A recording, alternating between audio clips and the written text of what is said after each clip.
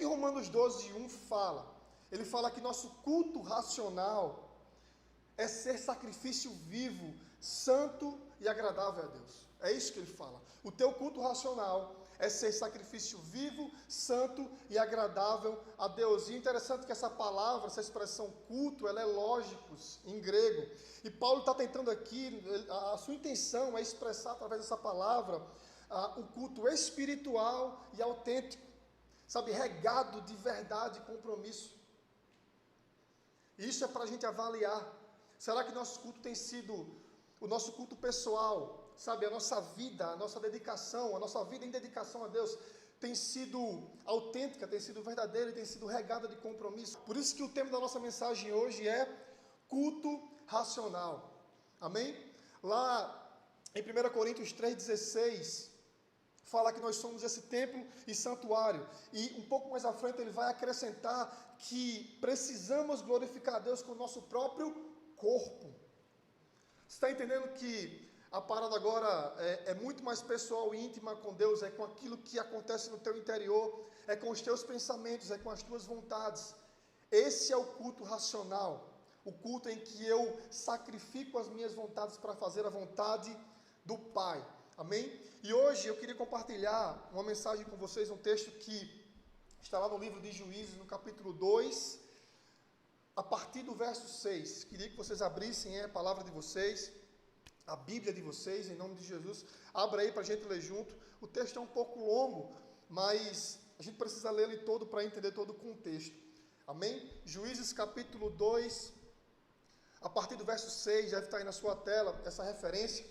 Eu queria que você lesse comigo. A palavra diz assim: depois que Josué despediu os israelitas, eles saíram para ocupar a terra, cada um a sua herança. O povo prestou culto ao Senhor durante toda a vida de Josué e dos líderes que sobreviveram a Josué e que tinham visto todos os grandes feitos do Senhor em favor de Israel. Josué, filho de Num, servo do Senhor, morreu com a idade de 110 anos. Foi sepultado na terra de sua herança, em Timnat-Heres, nos montes de Efraim, ao norte do monte Gaás. Depois que toda aquela geração foi reunida aos seus antepassados, ou seja, depois que toda geração, essa geração faleceu, certo? Essa geração que era próxima de Josué, depois que toda essa geração morreu, surgiu uma nova geração que não conhecia o Senhor e que ele havia não conhecia o Senhor e o que ele havia feito por Israel. Então os israelitas fizeram o que o Senhor reprovava e prestaram culto aos Baalins, abandonaram o Senhor, o Deus dos seus antepassados, que os havia tirado do Egito, e seguiram e adoraram vários deuses dos povos ao seu redor. Continuando aqui. Amém? Abandonaram o Senhor, o Deus de seus antepassados, que os havia tirado do Egito, e seguiram e adoraram vários outros deuses dos povos ao seu redor, provocando a ira do Senhor. Abandonaram o Senhor e prestaram culto a Baal e a Astarote. A ira do Senhor se acendeu contra Israel, e ele os entregou nas mãos de invasores que os saquearam. Ele os entregou aos inimigos ao seu redor, aos quais já não conseguiram resistir. Sempre que os israelitas saíram à batalha, a mão do Senhor era contra eles para derrotá-los, conforme eu havia advertido e jurado a vocês. Então grande angústia os dominava. Então o Senhor levantou juízes, e é disso que trata todo esse livro. O Senhor levantou juízes que os libertaram das mãos daqueles que os atacavam. Mesmo assim, eles não quiseram ouvir aos juízes, antes se prostituíram com outros deuses e o adoraram. Ao contrário dos seus antepassados, logo se desviavam do caminho pelo qual os seus antepassados tinham andado. O caminho da obediência aos mandamentos do Senhor. Sempre que o Senhor lhes levantava um juiz, ele estava com o juiz e os salvava das mãos de seus inimigos enquanto o juiz vivia. Pois o Senhor tinha misericórdia por causa dos gemidos deles diante daqueles que os oprimiam e os afligiam. Mas quando o juiz morria, o povo voltava a caminhos ainda piores do que os caminhos de seus antepassados, seguindo outros deuses, prestando-lhes culto e adorando-os. Recusavam-se a abandonar suas práticas e seu caminho obstinado. Vou dizer uma coisa para você. A palavra de Deus nos diz muito o que fazer, mas ela também nos ensina, através dessa palavra, também o que não fazer. E aqui em Juízes, durante todo o livro, se você quer exemplificar a sua vida através de um juiz, beleza, mas não através do povo. Porque o povo em Juízes era um povo rebelde, um povo teimoso, e ele sempre esquecia do que o Senhor tinha feito. Mas assim, para a gente não se perder na história, vamos situar um pouco. Deus liberta o povo do Egito, e Moisés conduz o povo durante 40 anos no deserto. E aí Moisés morre, e, digamos, passa o cajado para Josué. Amém? E Josué agora tem a tarefa, não de conduzir o povo, mas de fazer com que esse povo entre na terra prometida. Amém? E esse povo entra. Ele chama inclusive o povo para um posicionamento, ele chama o povo para uma decisão, sabe? Ele até fala em Josué capítulo 24, verso 15, ele diz assim: se porém não agrada a vocês servir ao Senhor, escolham hoje a quem vocês vão servir. Entenda que servir existe uma forma mais profunda. Servir é adorar, é cultuar, sabe? É servir. A gente precisa entender a tradução larga da palavra. Servir é entregar tudo que você tem àquele Deus. Amém? Então, servir aqui a gente pode ter como sinônimo adoração e culto. Então, escolham hoje a quem vocês vão servir. Se aos deuses que os seus antepassados serviram, além do Eufrates, aos deuses dos amorreus, em cuja terra vocês estão vivendo, mas eu e minha casa serviremos ao Senhor. É isso que Josué fala ao povo, logo no final da sua vida, quando o povo já entrou, inclusive, na terra prometida. Mas aí, após a morte de Josué e de toda aquela geração que foi criada, a geração robusta que foi criada no deserto, surge uma nova geração. E é isso, eu quero que você preste atenção nisso. Depois que Josué, ele, luta para que haja a preservação do culto ao Senhor, sem idolatria alguma, toda essa geração se volta e entende essa liderança e segue Josué, e não se perde com a adoração, sendo que após toda essa geração morrer de Josué, daqueles que conheciam Josué, surge uma nova geração, e essa nova geração, ela surge já dentro de uma terra prometida, já dentro de uma terra cheia de fartura, já dentro de uma terra que oferece tudo, inclusive o maná tinha cessado assim que esse povo entrou ali.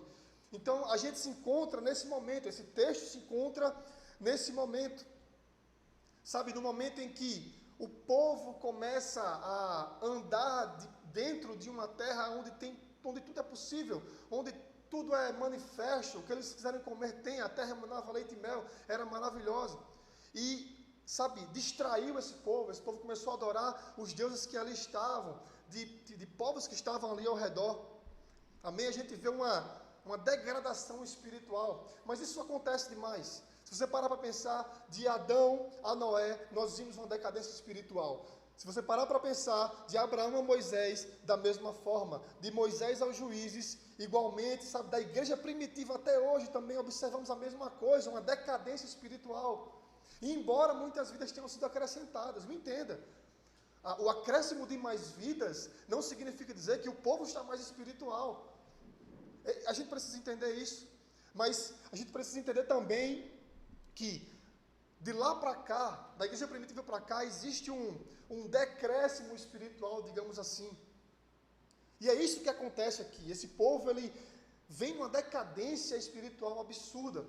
O primeiro juiz levantado, foram 14 juízes. Até os próprios juízes, eles vão entrando em decadência. Se você observar, do primeiro juiz ao último juiz, a diferença é enorme. Chegando os últimos juízes a sacrificar o próprio filho, a duvidar do Senhor. E isso é real, gente, isso é real. Sabe uma coisa que é interessante, que a gente precisa parar para pensar? É que existia um povo robusto ali, beleza. E esse povo seguiu os princípios de Deus e adorou ao Senhor. E o povo que nasceu dentro da terra, essa terra farta, foi um povo que obteve muitas distrações e acabou se perdendo. E isso acontece até hoje. Quantos e quantos casos a gente não conhece de pais que formam uma grande fortuna e os filhos nascem dentro dessa grande fortuna e acabam que não cuidando como deve cuidar, com o zelo, com o compromisso que deve cuidar, e acaba perdendo tudo, ou acaba mantendo tudo, não prosperando mais, ou perdendo tudo. A gente precisa começar a voltar nossos olhos e se tornar uma geração de jovens robusta, sabe, que ama os princípios de Deus, não se contamina com a fartura que vier aí. Esse é o entendimento, porque Deus, Ele continua sendo um Deus grande e digno do nosso temor e glória. Ele continua sendo o mesmo, sabe, Ele continua sendo Deus digno da nossa adoração e do nosso culto. Mas será que não estamos nos distraindo? Pare para pensar agora em todos os anos em que você frequentou a igreja. Será que não teve momentos de distração na sua vida?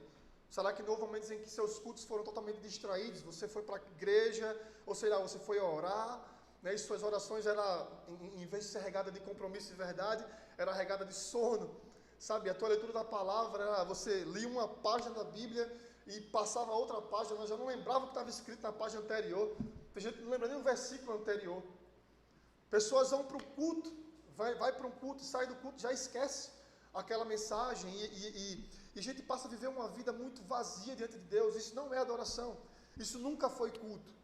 Por isso que eu falo para você, estamos falando sobre culto racional, e a gente precisa entender que Deus anseia um culto verdadeiro. E nessa pandemia a gente tem tempo para pensar sobre isso, para autoanalisar e entender se não precisamos oferecer algo melhor a Deus, não precisamos viver algo diferente em Deus, não precisamos cultuar a Deus de forma honesta e verdadeira. Esse povo, ele não tinha a menor noção do que estava fazendo. Adoravam a vários e vários deuses que estavam ali ao seu redor. Sabe, com a sua distração, eles eram consumidos por coisas e por pessoas e por nações que estavam por ali.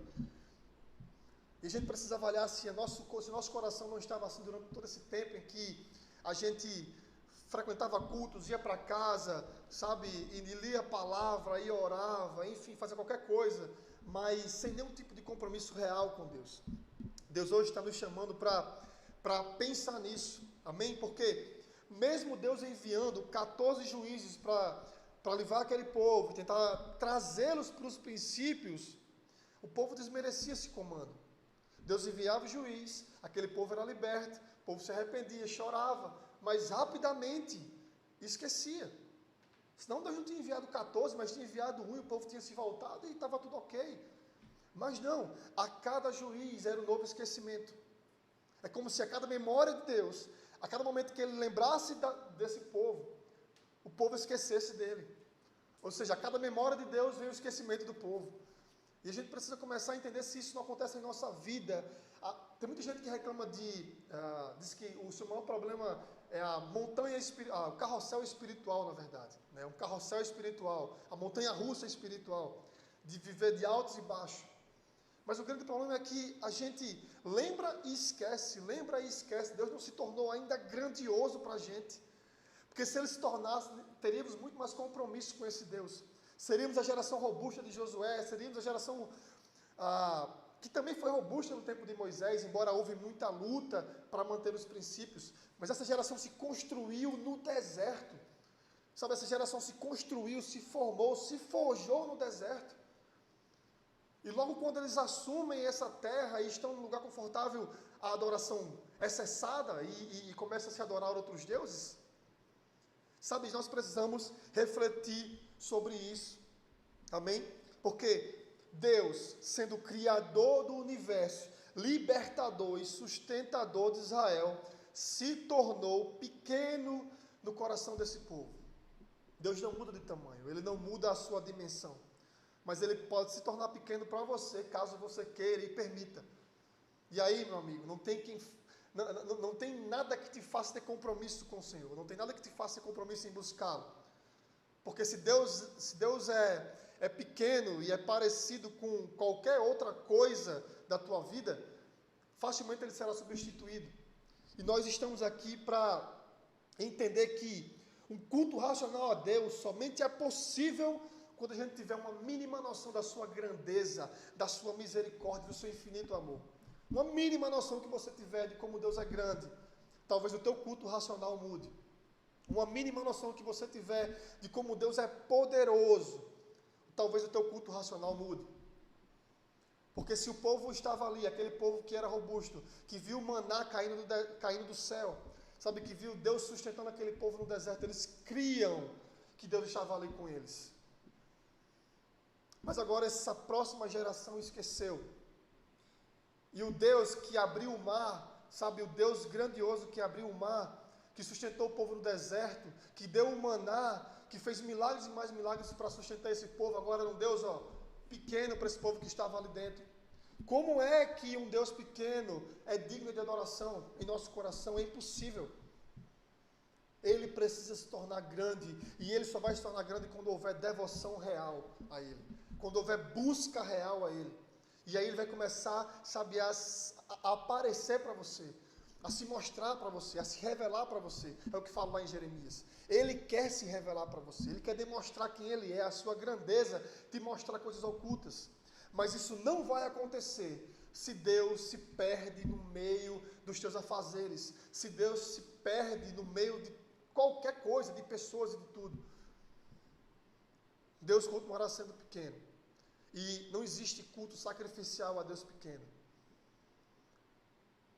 Quando eu conheço a dimensão de Deus, o seu tamanho, a sua magnitude, sabe, o meu interior se enche dele. E eu consigo sim sacrificar os meus próprios desejos nesse templo aqui, nesse templo aí.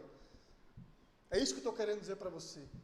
Um culto racional que agrada a Deus é um culto que, sabe, que é entregue como sacrifício interior. E não haverá sacrifício interior se Deus não for grande em sua vida, se Ele não se tornar poderoso em sua vida. Amém? Deus não pode se comparar a qualquer coisa ou pessoa. Ele não pode se igualar a nada que te toma tempo. Ele não se equipara ao teu emprego, ele não se equipara ao teu casamento, ele não se equipara aos teus filhos, ele não se equipara aos teus amigos. Absolutamente nada. Deus é maior do que tudo, gente. Se vocês não entenderem isso, sabe, nunca vão buscar de Deus da forma correta. Nunca vão cultuar ao Senhor de forma correta. É isso que eu estou querendo explicar. E o nosso culto racional a Deus, sabe, que é entregue através de uma vida sacrificial, ou sendo sacrifício vivo, é caracterizado por 3 coisas importantes. E aí eu queria que você prestasse atenção aqui. 3 coisas importantes, três atitudes, digamos assim, são importantes para que a gente venha a cultuar a Deus da forma correta, a entregar ao Senhor o nosso culto racional. E a primeira delas é as nossas atitudes de zelo. Atitudes de zelo. Grave isso no seu coração, anote isso se você puder. Seja na palavra, seja nos cultos, seja nos jejuns, nos propósitos. Qualquer momento de devoção que você tiver, é preciso haver zelo. Eu lembro que quando eu, bem mais novo, o evangelho, digamos assim, no começo da minha vida, eu percebia os jovens que eu conhecia, isso há mais de 10 anos atrás, os jovens, mais de 15 anos atrás, os jovens que eu conhecia, eles, de certa forma, eles tinham um zelo muito maior pela palavra. Eles se importavam um pouco mais com a oração. Eles evitavam fazer coisas da sua própria carne, da sua própria vontade. Eles buscavam esse zelo com as coisas que era de Deus. Sabe, isso é extremamente importante. Isso é extremamente importante. Porque nós precisamos zelar por tudo que envolve nosso culto ao Senhor. Jesus mostra isso quando ele entra em Jerusalém e vê as pessoas vendendo animais, sabe, trocando dinheiro. Vocês conhecem essa passagem? Ele entra, no livro de João, ele entra em Jerusalém e ele vai direto para o templo. Chegando lá, ele vê as pessoas vendendo bois, vê as pessoas vendendo, sei lá, um monte de coisa, trocando moedas. E ele se irrita com isso. Sabe, ele faz um chicote, a palavra diz que ele faz um chicote de cordas e expulsa todo mundo dali. Sabe, espalha as moedas pela mesa, vira as mesas, espalha as moedas pelo chão, vira as mesas. A gente vê um Jesus irritado com aquela situação. E aí os discípulos olham para ele e lembram do Salmo 69, no versículo 9. Os discípulos olham para ele e lembram desse salmo que diz: o zelo pela tua casa me consome. Jesus não suportou ver aquilo, quanto mais reproduzir aquilo em sua própria vida. Sabe, ele não suportou ver aquilo, quanto mais fazer aquilo em sua própria vida, reproduzir aquilo em sua própria vida. É disso que eu estou falando. A gente não só tem deixado as coisas andarem, digamos assim, a gente tem visto a falta de zelo muitas vezes, não tem dito nada. E na nossa própria vida a gente tem enxergado talvez essa falta de zelo com as coisas de Deus, com a oração, com a palavra, sabe, com os propósitos e tudo mais. E a gente tem simplesmente olhado para a nossa vida dessa forma, não entregando aquilo que deveríamos entregar, e dito assim, mas está tudo bem, vamos continuar assim, vamos continuar fazendo os devocionais dessa forma, sabe, vou continuar orando dessa forma, sem saber nem o que eu oro, vou continuar lendo a palavra sem buscar entender o que está acontecendo ali. Jesus não era assim, ele tinha muito zelo por isso, e ele é o nosso maior exemplo, amém? Então que o zelo, e quando ele fala casa, é pela casa de Deus. Davi, quando fala isso, ele está dizendo, o zelo pela tua casa me consome, porque eu sinto as dores, sabe, eu sinto as dores pelo desprezo das pessoas. É isso que Davi está querendo dizer. E Jesus sentia a mesma coisa, a gente deve sentir a mesma coisa, não só pela casa, pelo templo, mas também, gente, pela nossa própria vida e pelo que a gente tem feito. Estão entendendo? A próxima atitude seria a atitude de compromisso. Falamos sobre a atitude de zelo, mas agora vamos falar sobre atitudes de compromisso. A palavra nos diz que Deus levantava juízes porque via o seu povo sofrendo, e mesmo assim o povo voltava aos seus caminhos de desobediência. Deus permanecia compromissado com esse povo. Deus permanecia compromissado.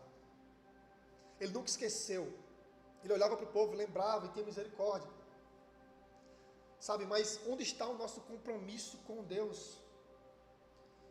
A gente decide viver uma amnésia espiritual absurda, porque tudo que a gente recebe da parte de Deus, isso se esvai com muita facilidade. E o nosso compromisso é muito importante. Lucas capítulo 9, verso 23, Jesus fala algo muito interessante. E ele não fala só para os discípulos, ele fala para todos que estavam ouvindo.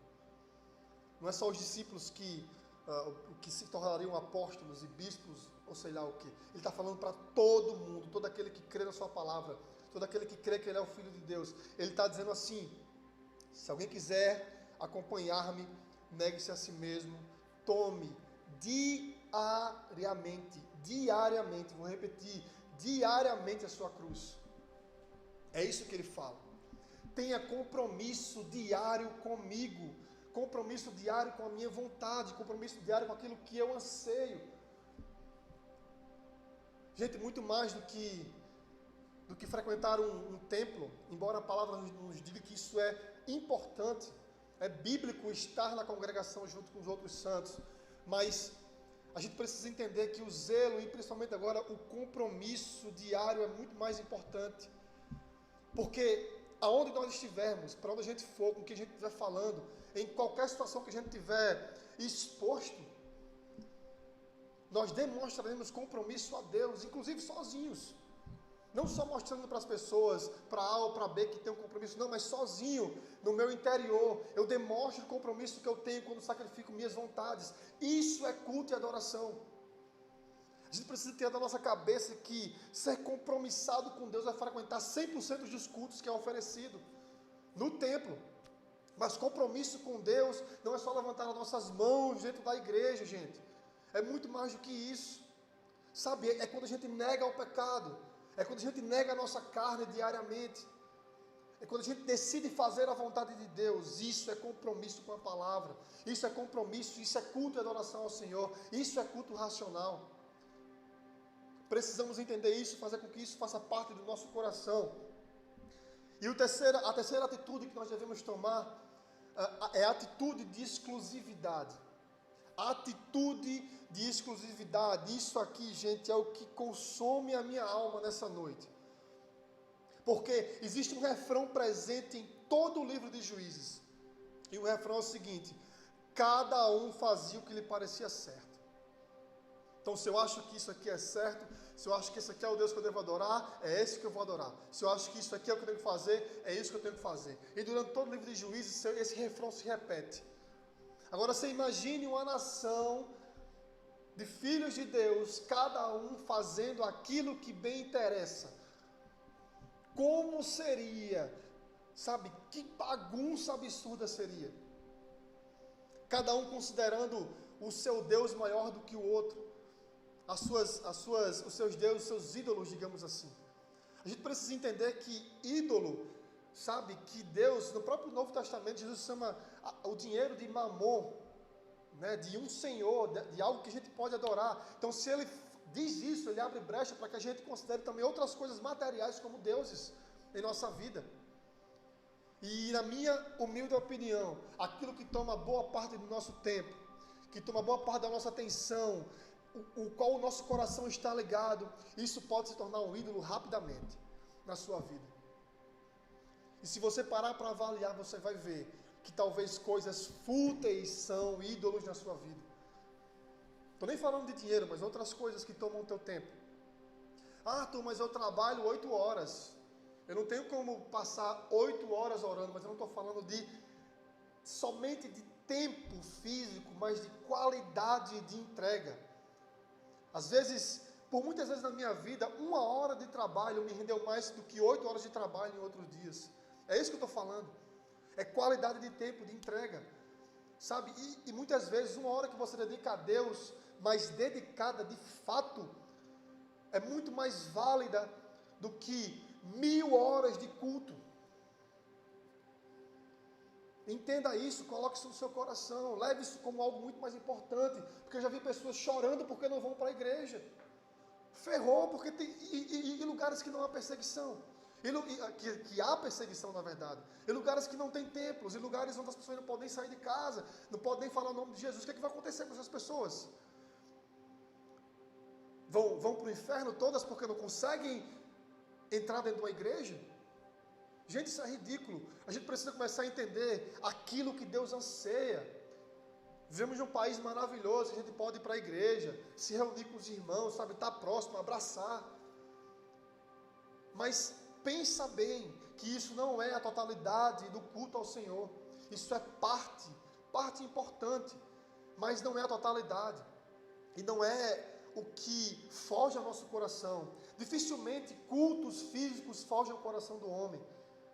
Sabe o que foge ao coração do homem, o que faz aquele homem crescer, se chama exclusividade a Deus em intimidade e devoção. Alguém que dedica diariamente tempo ao Senhor e o busca intensamente, essa pessoa tem um grande risco de cultuar a Deus de forma mais excelente do que alguém que frequenta muitos cultos. Repito, não estou aqui incentivando a você não ir para cultos. Nós da Boa Jovem somos viciados em cultos, queremos estar em todos, mas nós queremos aproveitar esse tempo para entender o que Deus quer falar sobre o que é culto racional, gente. Sacrifício vivo, santo e agradável a Deus, esse é o culto racional de vocês. Diariamente carregando a cruz, diariamente sacrificando no altar do nosso coração aquilo que é necessário sacrificar. Nós precisamos mudar nossos conceitos, amém? Cada um fazia o que lhe parecia certo, é o que diz em todo o livro de Êxodo. E esse refrão nos confronta a pensar que só existe uma única maneira e exclusiva de cultuar a Deus. Só existe uma única maneira e exclusiva de adorar a Deus. Sabe qual é? Adorando a um só Deus. Deus falou no seu primeiro mandamento, sabe, que devemos amá-lo acima de tudo. Não podemos fazer outros deuses além dele. Exclusividade é o que ele anseia, da nossa parte, sabe, e isso precisa entrar em nosso entendimento hoje aqui. Jesus, ele não teve receio, ao contrário do que muita gente diz por aí, sabe, ele não teve receio de estreitar o caminho que leva a Deus.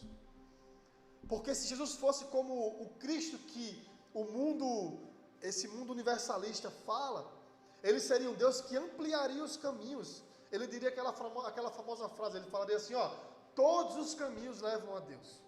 Por onde você andar, você vai encontrar Deus. Esse seria um discurso, inclusive, muito mais receptivo pelas pessoas. Imagine, opa, então, por onde eu andar, pelo caminho que eu for, eu vou encontrar o Senhor lá no final. Mas ele não fez questão de tornar esse caminho abrangente, mas ele falou que o caminho era estreito, a porta era estreita. E em João no capítulo 14, verso 6, ele diz, eu sou o caminho, a verdade e a vida, e ninguém vem ao Pai a não ser por mim. Ele estreitou, gente, ele colocou como condição de se achegar até o Pai, ele, Cristo. E a nossa adoração precisa estar focada e exclusiva na pessoa do Filho e na pessoa do Pai, e na pessoa do Espírito. Fora isso, sabe, seremos idólatras. Essa é a grande verdade. Deus está nos dando uma oportunidade muito grande aqui de eliminar todas as distrações, sabe, que tem tomado conta da nossa vida, e seja exclusivo, compromissado e zeloso com apenas Ele. Ele falou assim, no seu segundo mandamento, ele disse, olha, segundo mandamento dos 10, sabe, ele diz, não tome de forma alguma o meu nome em vão.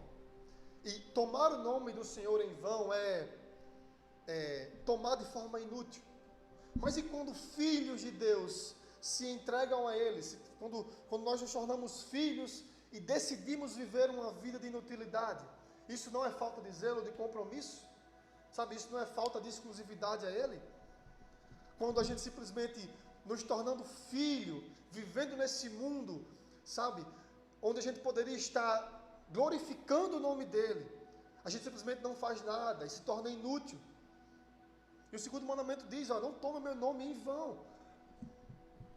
Sabe, a gente precisa começar a encaixar verdades absolutas em nossa vida, a partir de hoje, amém? Para que o nosso culto mude de fato, mude a sua essência, como aquela canção de David Keelan, né? De voltarmos à essência da adoração para Deus. Precisamos a partir de hoje pôr em prática o nosso culto racional a Deus, com zelo, compromisso e exclusividade. Precisamos fazer isso hoje. Não podemos ser a geração distraída que cresceu na terra prometida, na terra em que esse povo em Juízes estava crescendo. Mas precisamos ser a geração robusta que conquistou a terra. Chega de ser essa geração distraída, mas precisamos ser a geração robusta. Sabe, que Deus abençoe a tua vida hoje, a tua mente, para que você possa compreender essa palavra, para que você possa ter zelo, compromisso, sabe, ser totalmente exclusivo ao Senhor. Ele está querendo nos ensinar, gente, nós precisamos entender isso. E ninguém mais vai tirar a nossa devoção a Deus. Hoje o que a gente vê é muita gente reclamando que as igrejas têm se tornado muito mais modernas. E uma parte dos crentes dizem que isso é distração. Outra parte dos crentes dizem que isso é atual, é o que Deus quer para esse tempo. O que eu diria para você hoje é que se você é filho, se você é zeloso, se você tem compromisso, sabe, se você oferece de fato o teu culto racional a Deus, nada do que seja moderno vai tirar a tua atenção. Nada do que é novo, nada do que é moderno, pode vir o que vier, a terra pode ser farta, eu não me perco, porque o meu lugar de adoração é em Cristo Jesus, na sua palavra.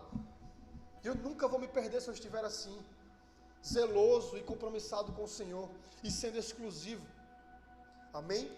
Hoje eu queria que você absorvesse essa palavra no teu coração, e orasse comigo aqui nesse momento. Nós vamos louvar ainda, mas ora comigo agora nesse momento, sabe, e onde você está na sua casa, tenta se concentrar naquilo que Deus tem para você hoje, amém? Aí onde você está, fecha os teus olhos, vamos orar. Pai, em nome de Jesus, nós queremos, Senhor, te agradecer, Pai, porque Tu és um Deus zeloso com a nossa vida, e o Teu zelo é provado, Jesus, quando Tu sempre está nos ensinando coisas novas a respeito de Ti. Deus, abre o nosso entendimento hoje, renova a nossa mente, para que a gente venha entender, Jesus, o que Tu quer da nossa vida.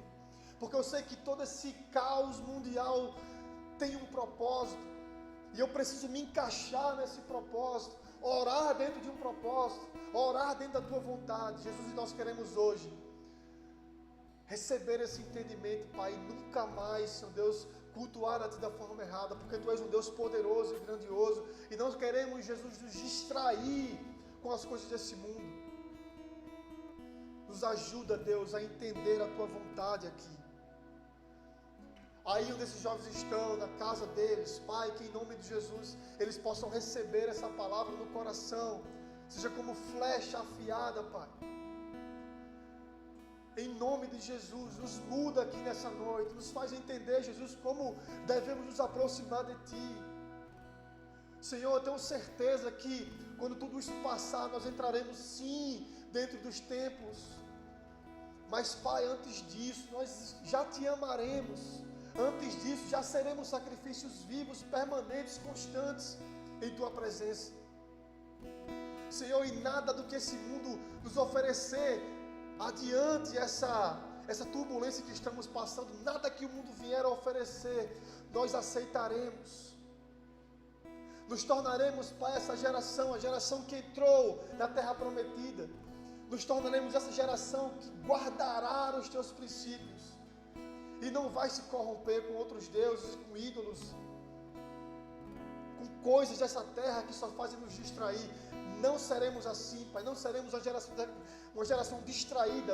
Eu creio nisso, creio que essa geração não será distraída, mas será uma geração robusta, que ama o Senhor, que ama a Sua palavra e que oferece o culto sacrificial a Ele, negando a si mesmo diariamente, amando ao Senhor, obedecendo os Teus mandamentos. Pai, nos abençoa nessa noite, em nome de Jesus.